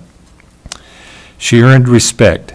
Too many leaders take their titles and authority for granted. Some leaders believe that they are owed and or command some level of unearned respect just because of where they are positioned on the organizational chart. Rena legitimately earned respect from those who worked under her leadership, from fellow peers, and from me, not just from the position I found myself elected to, but also as a person apart from the title. She was willing to stick her neck out on behalf of her peers. Because Rena was respected and therefore trusted by her peers, she was asked to represent their concerns before the county administrator when they were wrongly excluded from the annual evaluation process.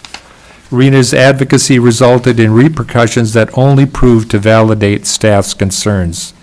While there are a countless number of individuals who find it easier to shelter in the shadows and not speak up, Rena demonstrated she remained worthy of their respect, a voice that others could depend on. She owned her decisions. There are not a lot of leaders who are willing to admit when they are wrong. Their ego and self-defined image stand in the way. When an individual chooses the wrong path and never admits their mistake, or should they attempt to protect those whom have done wrong, including themselves, they soon discover they have dug a deeper hole from which to climb when they are endeavoring to earn respect. Rena chooses the path of vulnerability in her honesty. It was never about position or dominance. I appreciated that Rena possessed a broad enough mind to embrace the differences that make each of us unique.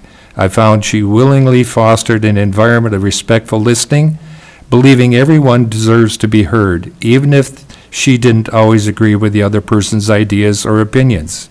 She seemed to despise false promises and people who create lots of unnecessary noise to get attention. She's authentic and kind-hearted.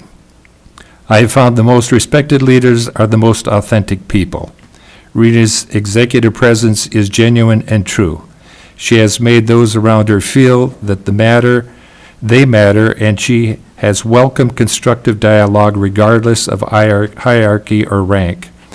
Observing Rena over these years, since the moment I first held her resume in my hand some number of years ago, I think it's 11 years, I have found her to be a kind-hearted person. As you have heard me quote many a time regarding the importance of a person's heart, for from it flow the springs of life, Rena has demonstrated she has a steady wellspring of kindness that flows from her heart. It is hoped Rena's presence has created a long-lasting impact that will leave a positive mark on the county's administration and thereby the people they serve. Give thanks when thanks are due.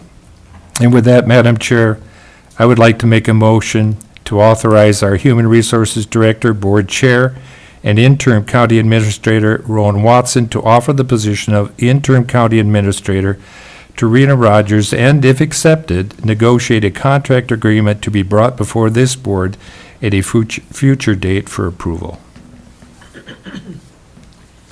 Thank you, Gary. Commissioner Sullivan? Support. Any further comments? Commissioner Mills? I appreciate the words there and the support, and it makes a lot of sense for Rena's experience and what I've known of her as well. And I just also want to thank other interested members of the community. One in particular, Tyler, I have known personally, and was really excited to hear of his interest and also interest in the non-interim or just the full administrator position. And it intrigued me to have kind of that trial run as an interim into the full administrator. So I was curious about that. But considering our current situation and the number of projects we have going on and Rena's experience within the county, I think for our continuity, it makes a whole lot of sense to have Rena join back again. So thank you for your willingness, and thank you, Tyler, as well for your willingness. Thank you, Tyler. Madam Chair. And I would like to also thank everybody in our community who came forward and said, yes, they would step up so we can get rid of Rowan Watkins in the chair. And the guilt when we see him sitting there yet 6 months in. So I really appreciate it. Shows what our community, our county community is like. And it's heartwarming, even though we often don't get along. I think it's really nice that we all seem to care. So, thank you. And I just, this is about the interim position, but as we move forward in our full administrator position and discussion, I've been hearing a lot of feedback in the community that's very similar to the feedback we already got through the process, and it just is a great position to be in, to have that dialogue as well as that support and affirmation. And I think now that it's been more discussed in the community as well, we may have more applicants that are local coming forward and showing interest. So just want to encourage any and all in our community to continue to do that, and hopefully this go around we'll make choose a candidate, choose a administrator. Okay, so we had a motion and a second. Any further discussion? All in favor? Aye. Aye. Motion passes unanimously. Yes, please come forward.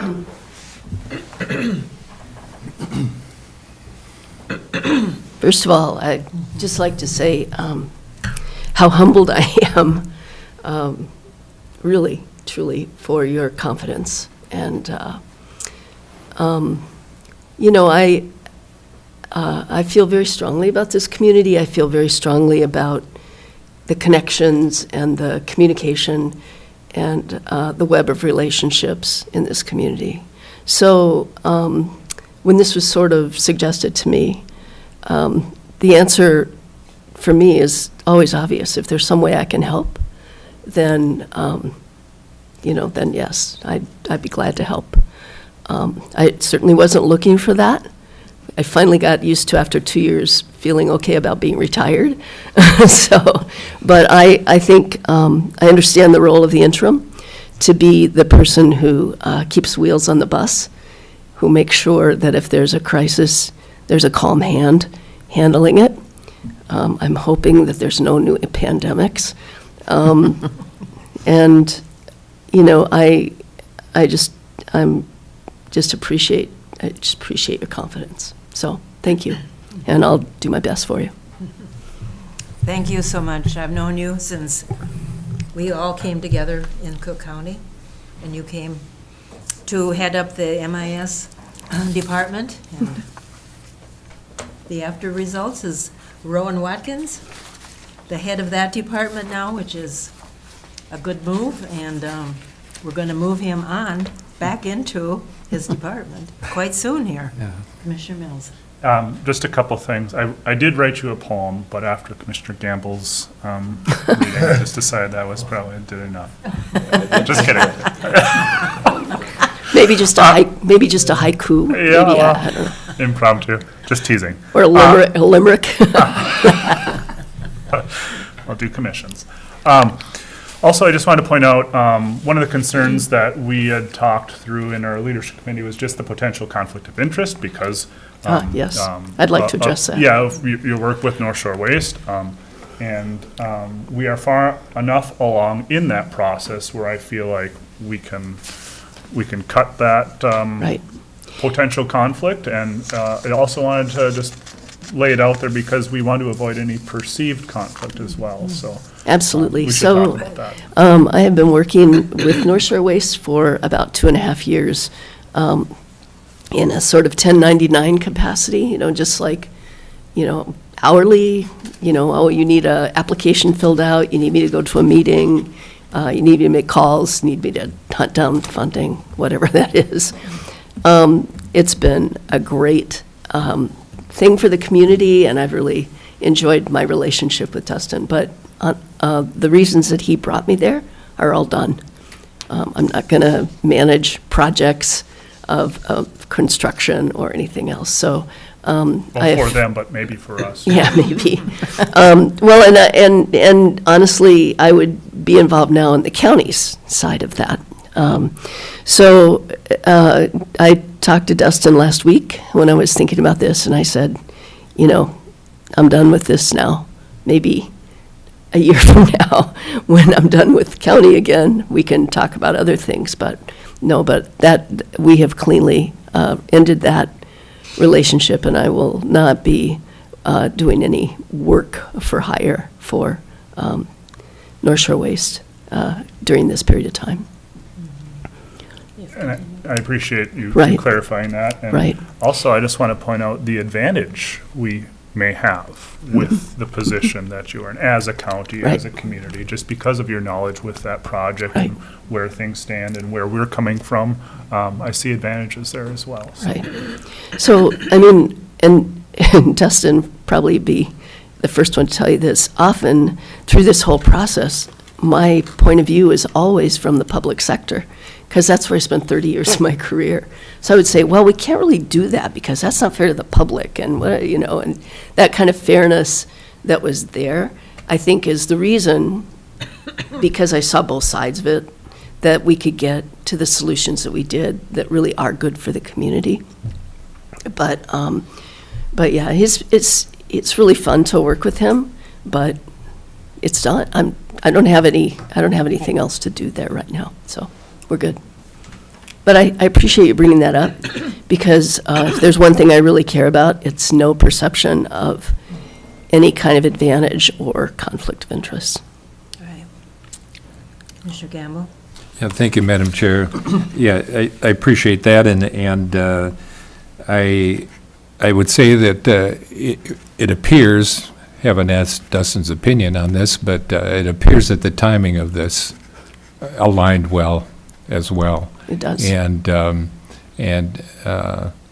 to Commissioner Mills' point, I think there's a lot of advantages that we see in that transitioning in the role, given the knowledge, and it's always beneficial to the community when you have somebody that's been well-informed because they've been part of the process. Your application which I don't know if you kept in your baby book or not, but this was received back 2013. You had applied for county administrator position in Cook County, and you ended up in the ID department. But just a paragraph that I noted under bullet point 8 here. My leadership style focuses on empowerment, mentoring, and collaboration. A leader cannot and should not try to be an expert in everything. As a leader, my skill set seeks to understand the larger context and how the individual parts fit together. I love the role of mentor, particularly in soft skill areas like communication. I believe if I do my job well, everyone else will do their job better. And those words are words that I'm sure in my experience in working with you previously as a commissioner, because of people's trust in you, and moving forward, we make decisions, and sometimes people sleep with fear and trembling at night based upon the decisions that we make. And in this decision, saying who's going to entrust this staff to whose care, that those words, I think, underscore a very important element of who you are and how that translates to your both leadership and your mentorship in this period of time for whatever that might be. So thank you. Oh, thanks. And I'm just amazed, I'm pretty sure I don't have a copy of that document. Oh, you don't? So, I'm just like, I could have it bronzed, but it might be hard to read, yeah. Well, I look forward to working with you. Vice Chair Mills and I will meet with you periodically, the rest of us at various times over the next few months. And you say you're able to begin work immediately. However, the four of us will be taking off tomorrow for Brainerd, so we won't be around. But I was thinking maybe next week. I think maybe Monday would be a good day. You think? Yeah. So then I believe that our next Thanks duty again. will be to let Pat know that starting tomorrow, they can start advertising. And we're on our way with that, and beginning a new course with reviews, and on our way for the next step. Commissioner Gamble? Do you want to? No, go ahead. All right. Thank you, Madam Chair.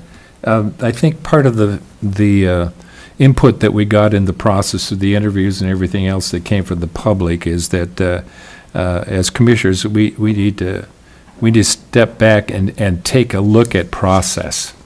And some of the things that we heard were challenging relative to the process that we've been through and how we got where we were.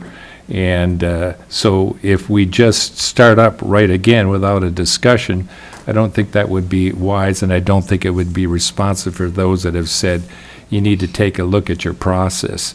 As I recall, and what I just read from the resume that I had received back in 2013 from Rena, as well as all the other applicants, that there were questions that were posed. If somebody wanted to apply, they would respond to these questions. What that enabled us to do was, based upon the values that we identified, what we're looking for is to be able to link responses to those values so it didn't happen so late in the game. And I think personally that responses to questions that we've identified as being important is more valuable than having video interviews that we observe. That's a discussion that can be had. But I would say that all of the particular things that define our values, it would be beneficial if we were to revisit our approach to this. And we do have Pat in place, and our commitment in the contract initially was that this funding would be with us to provide that service as a consultant going through this process.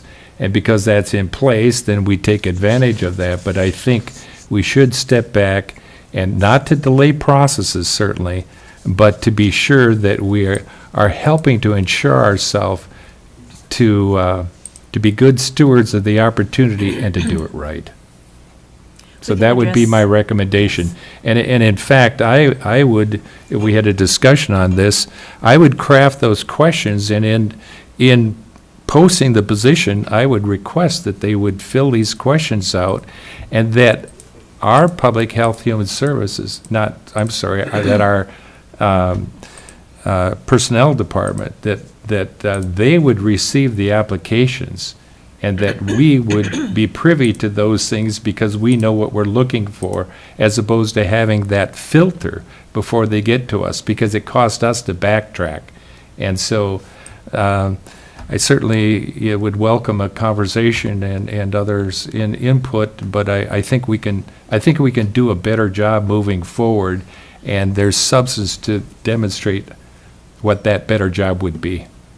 I think we can address a lot of that the first meeting in April, and everybody put together some ideas so that Pat has some guidance in that area. I would appreciate it. And then we can discuss that. Yeah, the thank you, first Madam meeting Chair. in April. So anything else on our new interim? No? Interim Watkins. You're still that. Yeah, Madam Chair, just in relation to Commissioner Gamble's comments, I would say in somewhat of anticipation of that conversation happening, Pat Melvin from DDA presented us, and I shared with the board a proposed timeline. And just for clarification, that proposed timeline did have an assumed start date, kind of the best case scenario, an assumed start date of posting for the position tomorrow. And so just for clarity and context for everyone, that, to have those additional conversations will, and the associated time with it that it takes, will push that timeline down kind of correspondingly. And not to say that there's anything wrong with that, or that that's not the way that the board should go, just to say that that's something that DDA will need to update and have clear communication with about the expectations there. Agreed. Thank you. So we've done, our, as you say, Commissioner Gamble, due diligence in selecting our interim administrator. At this time, I would just like to open it up for any further comments about the interim Watkins that we had for the last 6 months. As a board member, and now as board chair, I would have to say that working with you has been a wonderful experience, because for whatever reason, you were always there. You were there because we had a question. You were there because we talked about what we needed to do for a certain project. Your family has been fabulous in sharing you with us. Your children, I'm sure, wondered, well, where's Dad? And your wife is saying, where are you going again?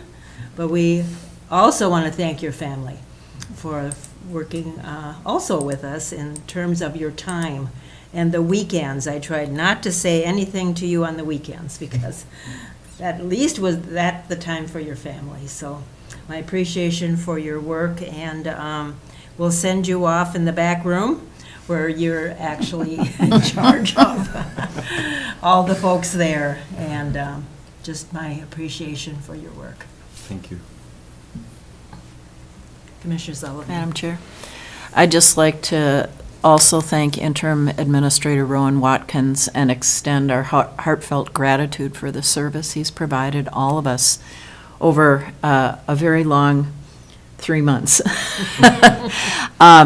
Stepping into a leadership role during a time of transition is never easy, and you embraced the challenge. He was professional, he was dedicated, and he just has an unwavering commitment to our organization and our community. And your willingness to step up and provide that steady leadership ensures continuity in our operations. You demonstrated a very deep understanding of the needs of our staff and our departments, as well as expectations of our citizens. And you had a thoughtful approach, clear communication, and just an ability to navigate complex issues that was significant and gave a very positive impact for all of us. So we're fortunate to have you and individuals like Rena Rogers in our community who are willing to serve us with dedication and integrity and true commitment. So I'd like to thank you for your service and continued leadership. We appreciate what you've done and look forward to working with you in your former role as Director of Management Information Services. Yeah, thank you, Madam Chair.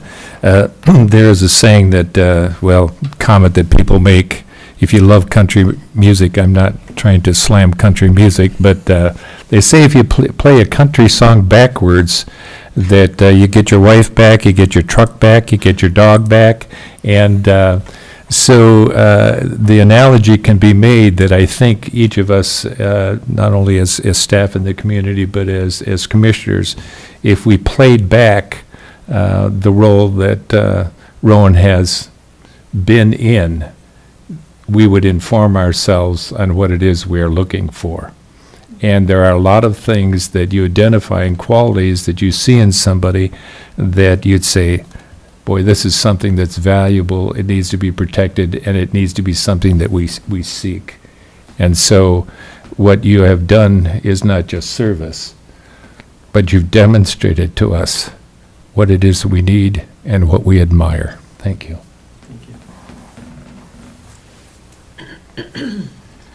Well, of course, I'm going to say something with your permission. I grant you permission. Thank you. I'm not going to go on and laud this fellow. I just say it's about time you get back. You've set the bar high for our interim and for our next administrator, and you need to get back to your kids and family. And I'll be really happy to see you at the baseball games and everything else going forward. So thanks and good luck. Thank you. Okay. Madam Chair, Yes. Jan. Oh, yes, Janet. Madam Chair, Commissioners, and Rowan. I just want to quickly thank Rowan for your service during this time. You've been awesome to work with. You're sharp, you're open-minded, and you're able to do all of this and continue to smile. And I appreciate that. So, again, thank you so much for all that you've done in your time. And I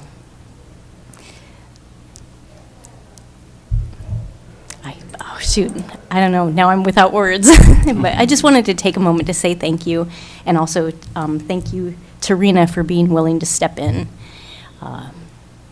It means a lot to me, and I've appreciated my time working with you. I've learned a lot. So, thank you. Thank you. You too. Commissioner Mills? And yeah, I just want to express my gratitude as well. Very difficult time to start and circumstances, and there was very little hesitation. And the transition was as smooth and effortless as it could be. I know that that was maybe just how it looked, but very well done, and I'm not surprised, I guess, but grateful 100%, and yeah, couldn't say anything better than the other commissioners have. Just really appreciate your work. Thank you. Yes. I just take the opportunity to thank the full board.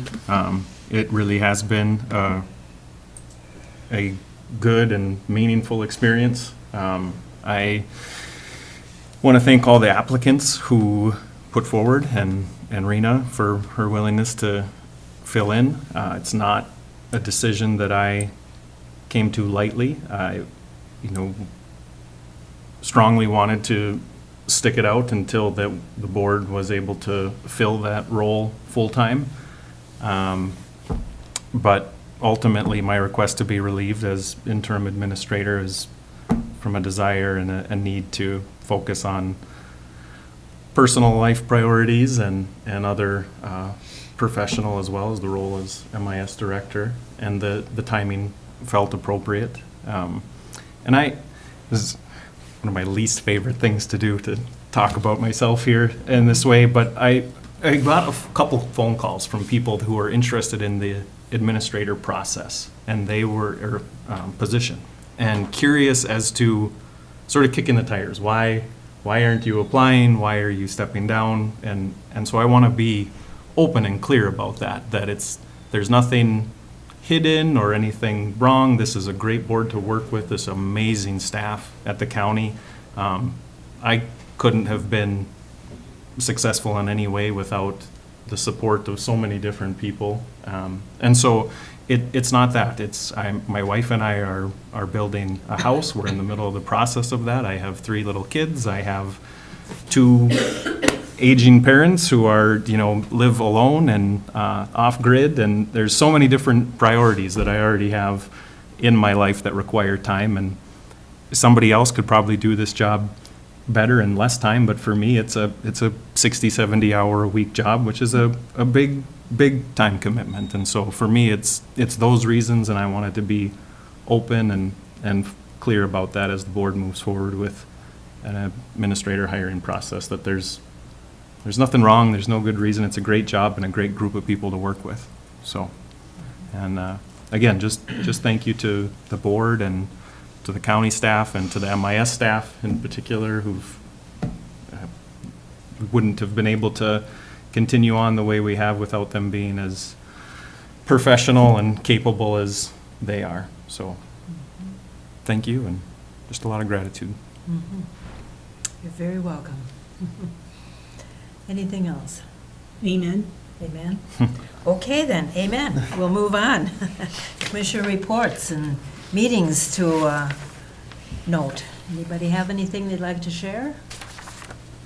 Commissioner Sullivan? Thank you, Madam Chair. I just wanted to express my gratitude to the community for being part of the legislative visit that was last Friday. We had excellent turnout at a number of events, and it's nice to see people engaged and involved.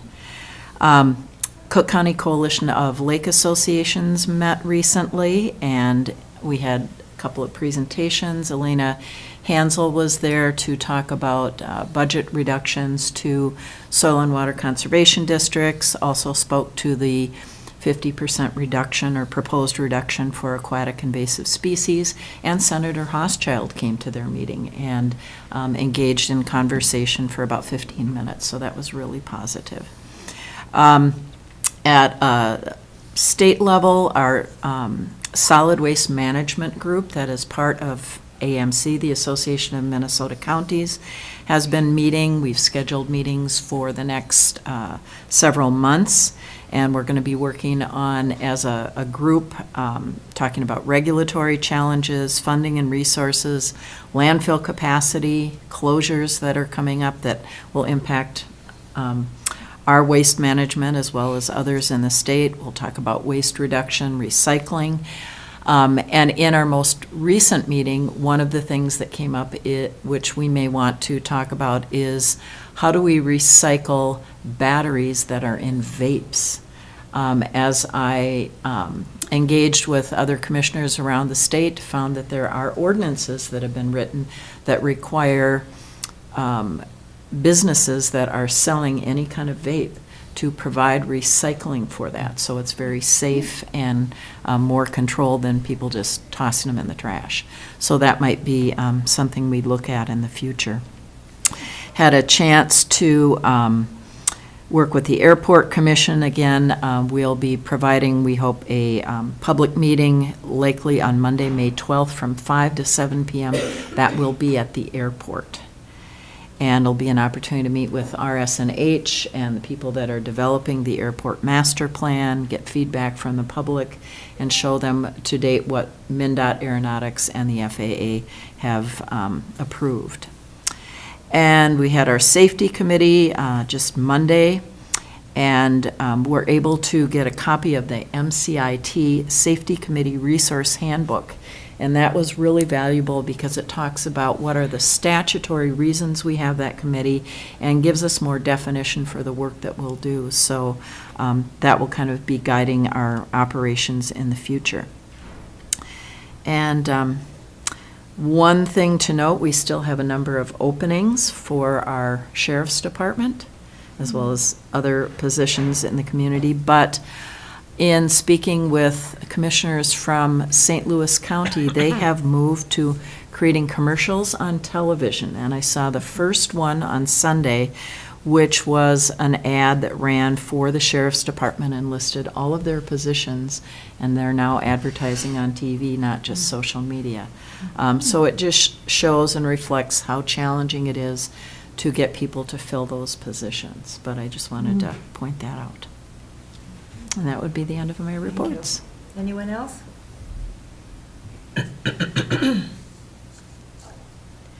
We'll move on then to our upcoming meetings.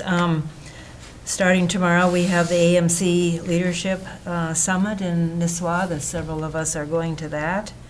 Our next County Board Commissioner regular meeting is Tuesday, April 8th. We also, in our packet, have the sales tax comparison through January. And with no other business, I'll ask for a motion to adjourn. Madam Chair, I'd like to make a motion to adjourn. Support. All in favor? Aye. Voted unanimously to adjourn. Thank you all for your comments, poems, Limericks. limericks, and thoughts.